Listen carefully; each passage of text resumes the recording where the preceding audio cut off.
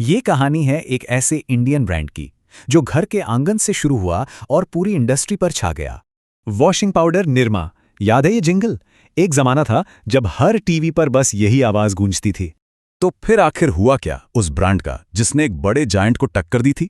इसकी कहानी एक कमाल की बिजनेस केस स्टडी है। पर जवाब वो नहीं है जो सब सोचते हैं। ये सिर्फ डिटर्जेंट की नहीं बल्कि एक जबरदस्त ट्रांसफॉर्मेशन की कहानी है। चलिए शुरू से शुरू करते हैं।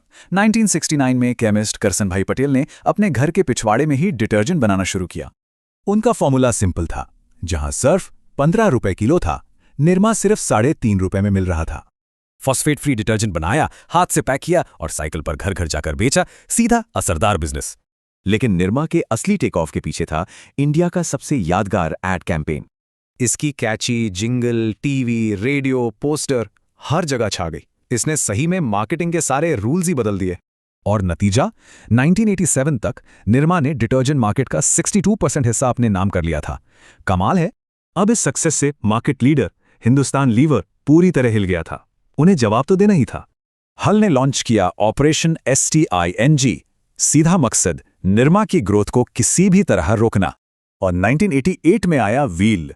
कीमत निरमा जितनी, पर मार्केटिंग थी कि ये हाथों पे जेंटल हैं। पर इतनी बड़ी कामयाबी के बाद भी निरमा से कुछ बड़ी गलतियां हुईं और वो पिछड़ में लगा। गलती ये थी कि निरमा सिर्फ सस्ते पॉपुलर सेगमेंट पर ही फोकस करता रहा, बाकी 55% मार्केट को देखा ही नहीं। अब लोगों की इनकम बढ़ रही थी, वो प्रीमियम ब्रांड्स पर जा रहे थे, पर निरमा ने कभी अपना प्रोडक्ट अपग्रेड ही नहीं किया। धीरे धीरे व्हील और नए कॉम्पिटिटर घड़ी ने निरमा का मार्केट शेयर खाना शुरू कर दिया। पर जब डिटर्जेंट का बिजनेस गिर रहा था, निरमा चुपचाप कुछ बहुत बड़ा और अलग कर रहा था। सबसे पहले केमिकल्स। अपना कच्चा माल खुद बनाते बनाते ये दुनिया के सबसे बड़े सोडा ऐश प्रोड्यूसर बन गए। फिर एक सरप्राइज मूव।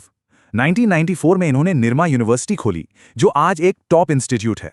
फिर सीमेंट में एंट्री ली, कई कंपनियों को खरीदा और नोवोको विस्टाज इंडिया की 5वीं सबसे बड़ी सीमेंट कंपनी बन गई। और बात यहीं खत्म नहीं हुई। इनका फार्मा डिवीजन एक्यूलाइफ आज IV फ्लूइड्स में एक ग्लोबल लीडर है। तो जो ब्रांड हमें लग रहा था कि गायब हो गया है, वो तो असल में एक साइलेंट जायंट बन चुका था। तो घर के पिछवाड़े से शुरू हुआ ये सफर आज एक $multi-billion का बिजनेस एम्पायर है। तो क्या कोई ब्रांड अपने मेन मार्केट में फेल होकर भी ओवरऑल एक बड़ी सक्सेस बन सकता है? निरमा की कहानी तो यही बताती है।